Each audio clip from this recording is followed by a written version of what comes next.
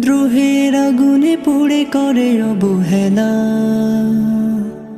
কলমের কালি ফুরিয়েছে সে তো কবে। ওই পোকা খেলো কাগজের শলা কলা, ভাবনারা করে অতীতের ঘরে খেলা। সব কিছু খেলো সময়ের কফিনে, পাতা ঝরে যাওয়া কুয়াশার কোনো দিনে। কুড়ে কুড়ে খাই শৈশবের ঋণে,